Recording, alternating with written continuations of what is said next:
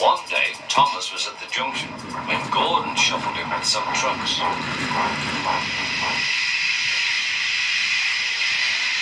"Phew," remarked Thomas. "What a funny smell." "Can you smell a smell?" "I can't smell a smell," said Annie. "A funny, musty sort of smell," said Thomas. "No one noticed it till you did," grunted Gordon. "It must be yours." Not long ago, he had fallen into a dirty ditch. Thomas enjoyed teasing him about it. "Annie, Clarabelle, do you know what I think it is? It's ditch water." Before Gordon could answer, Thomas puffed away. Annie and Clarabelle could hardly believe their ears. "He's dreadfully rude. I feel quite ashamed. I feel quite ashamed. He's dreadfully rude." And to Thomas they said, "You mustn't be rude. You make us ashamed." But Thomas didn't care a bit.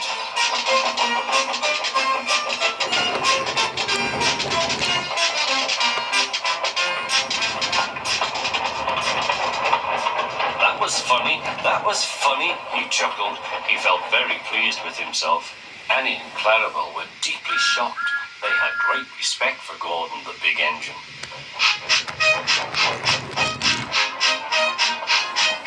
Thomas left the coaches at the station and went off to a mine for some trucks. Long ago, miners digging for lead had made tunnels under the ground. Their roofs are strong enough to hold up trucks, but not the weight of engines. A large notice warns them not to enter the area. "Danger! Engines must not pass this board."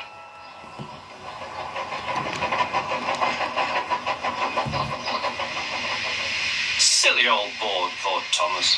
He had often tried to pass it, but had never succeeded. But this morning he had made a plan. The fireman went to turn the points. "Now for my plan," thought Thomas. Pumping the trucks fiercely, he jerked his driver off the footplate and followed them into the siding. "Come back!" yelled his driver. "Fire and smoke," said Thomas. "I'm sunk." And he was. "Oh dear," he said, "I am a silly engine. And a very naughty one too." "I saw you," said the fat controller. "Please get me out. I won't be naughty again." "I'm not sure. We can't lift you out with a crane. The ground's not firm enough." Let me see. I wonder if Gordon could pull you out." "Yes, sir," said Thomas. But he didn't want to meet Gordon just yet. "Down a mine, is he?" "Ha, ha, ha," laughed Gordon. "What a joke."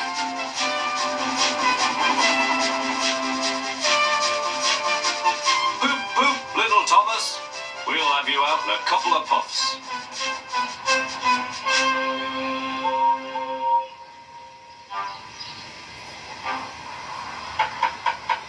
Strong cables were fastened between the two engines.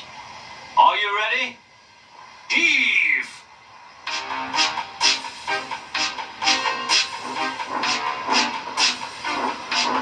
It was a lot harder than they all thought, but at last Thomas was free. "I'm sorry I was cheeky," said Thomas. "That's all right, Thomas. You made me laugh," replied Gordon. "I'm in disgrace."